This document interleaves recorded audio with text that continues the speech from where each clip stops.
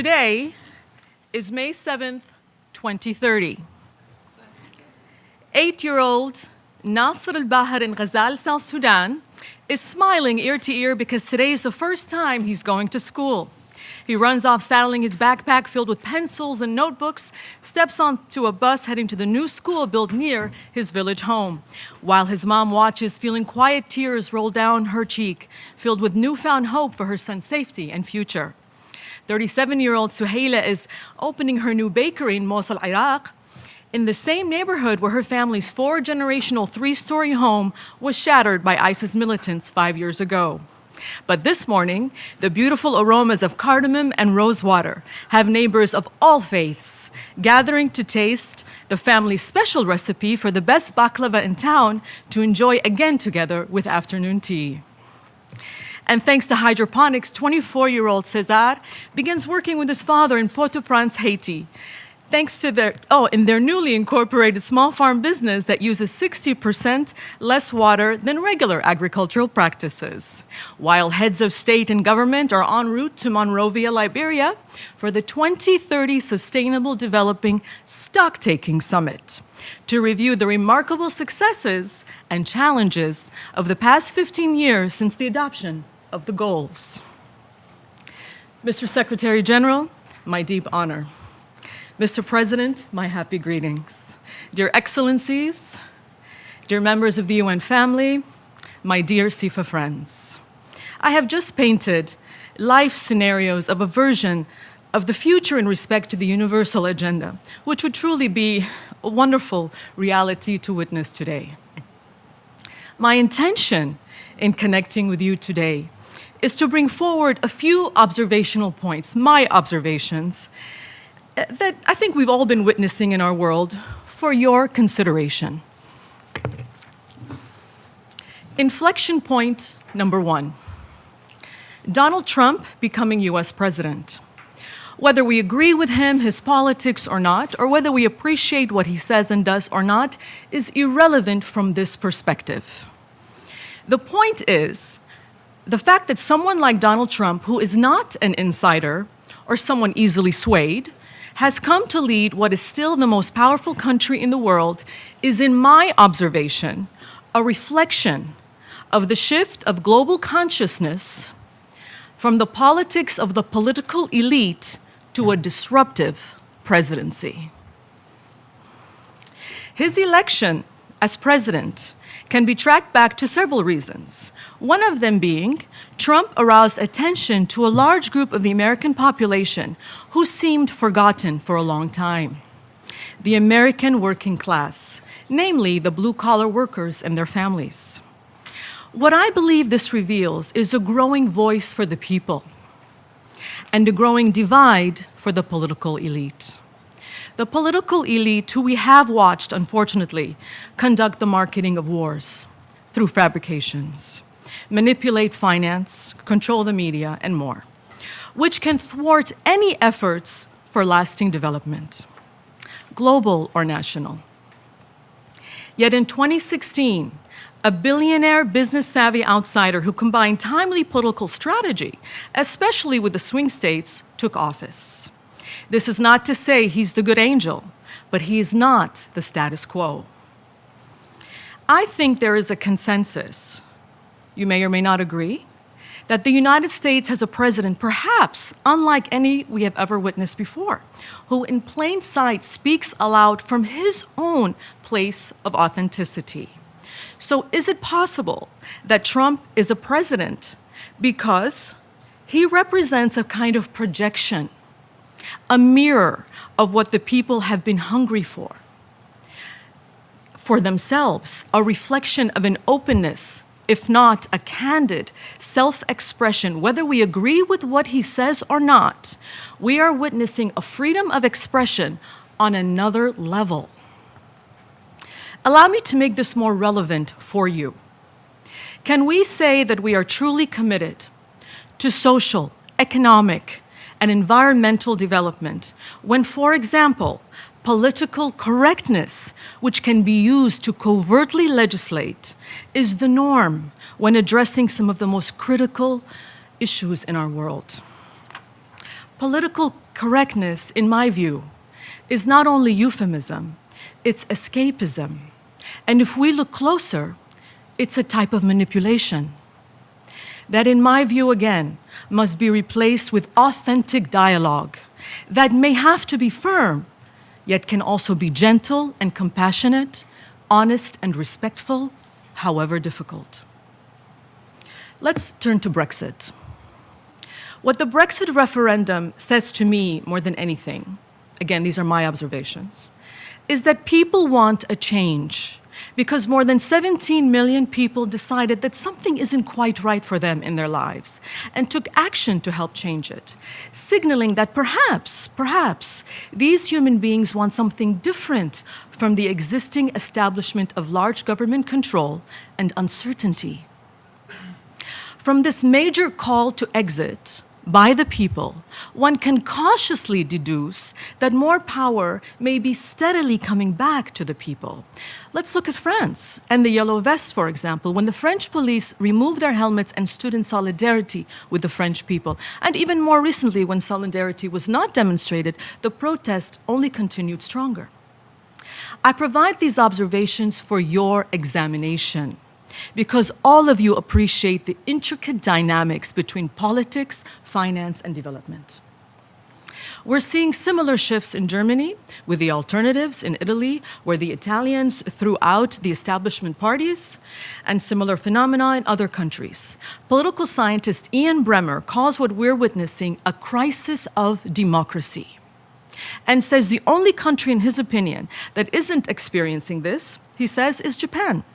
Mainly because they didn't fall for the globalization carrot, he says. Their military is constitutionally forbidden to fight in foreign wars.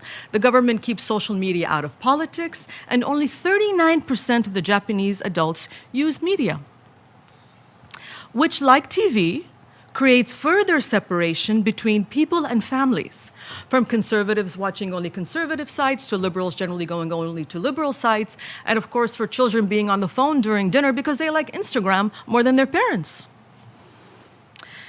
I believe we can sense that such shifts and events are not coincidences.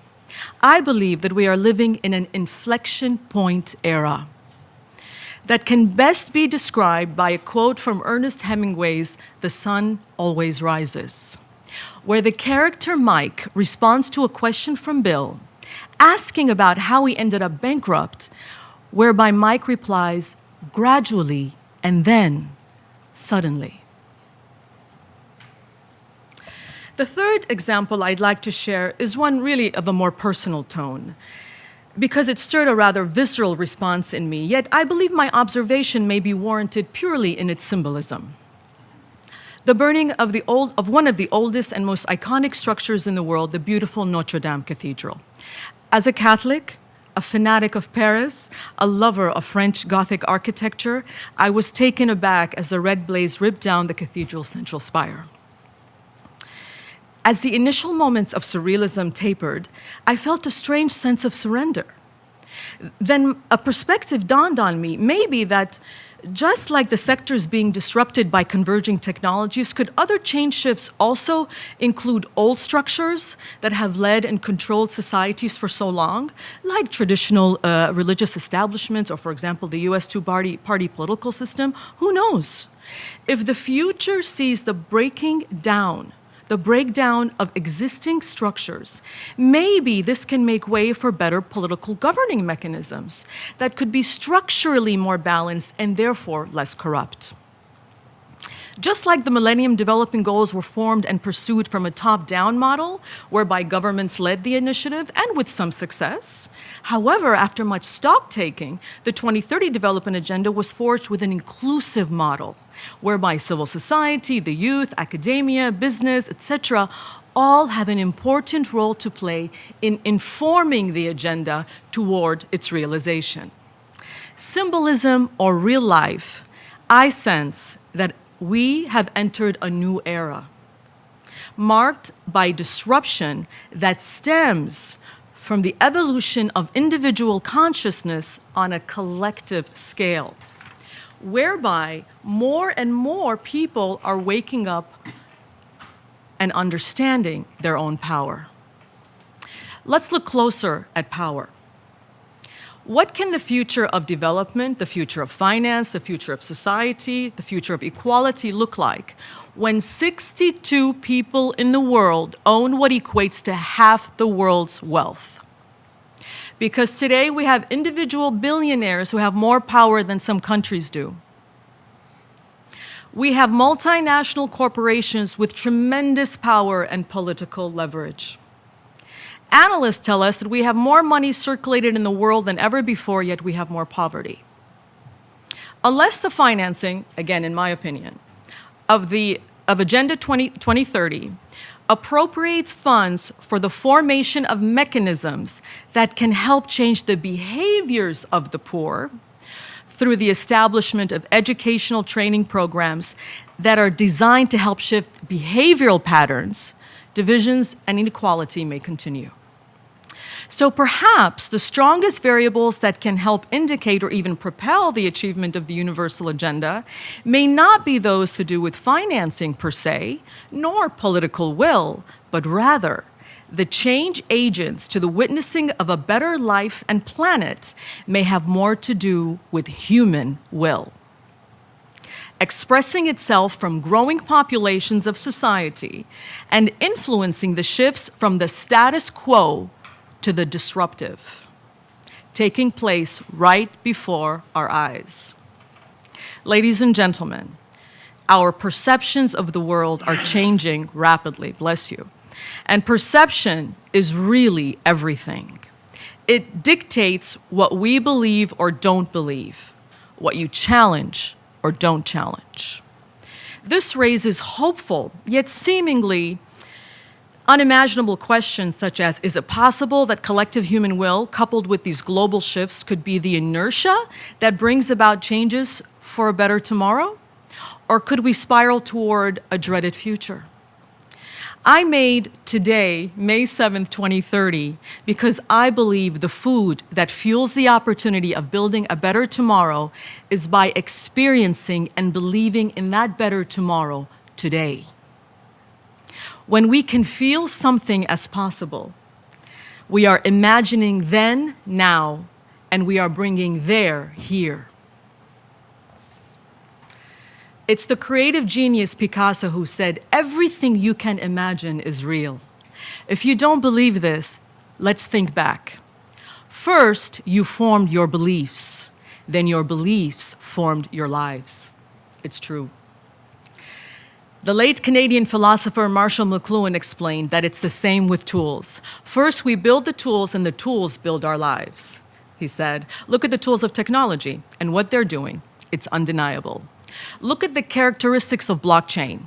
An aggregate consensus agrees to the quality of the data or the quality of the transaction. And within this arena, no central power or third party can control that, nor can they come in and seize your assets. This is a prime example where the shift from the tools of technology are shifting power away from the government and more in the hands of the people. Just like we have an agreement that paper money has value because society has formed an agreement that it has value. And this agreement generates confidence in it. Paper money may not have value in the future. Paper money may not even exist in the future. And so with this concept of, and so is with the concept of linear time or timelessness. Because consciousness can shape itself into whatever is possible. We've talked extensively in the past few years at CIfa about converging technologies and advancements in the sciences that are transforming what's possible, such as artificial intelligence, which is creating sentient minds, how biotechnology is rewriting the software of our bodies and lifespans. And since biotechnology has applications in healthcare, agriculture, and non-food uses like biodegradables and biodegradable plastics, as well as environmental applications, how then can this impact sustainable development? And nanotechnology, for example, the manipulation of atoms and molecules, which is turning matter into a programmable medium. Epigenetics, which is proving scientifically that the changes in organisms is caused by the modification of gene expression rather than the alteration of genetic code, meaning that our thoughts and behaviors have the ability to change the physical expression of our bodies. And then there's hydroculture, growing plants without soil and less water. There's solar thermal energy, generating and storing round-the-clock solar energy while turning waste like old tires into renewable energy, and new batteries that can light up entire city grids. Perhaps a better solution for the megacities that will continue to pop up around the world. The right partnerships are available, and they can possibly leapfrog for and across all 17 goals. What we believe individually and as a collective, we can make possible for ourselves and for others. Like the 4-minute mile.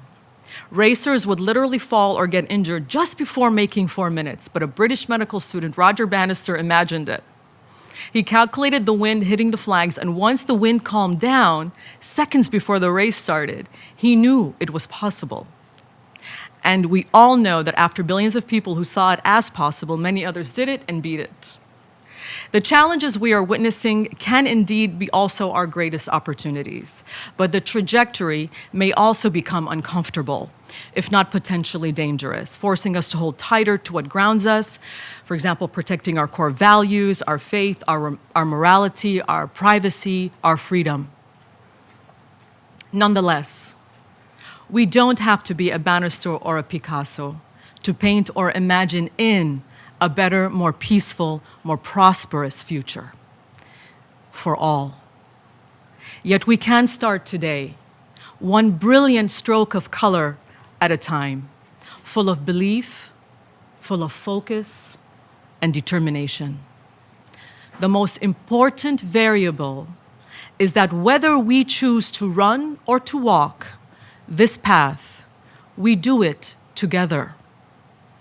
Remembering that we are all valuable, fragile, and powerful members of one great big human family. I thank you so very much.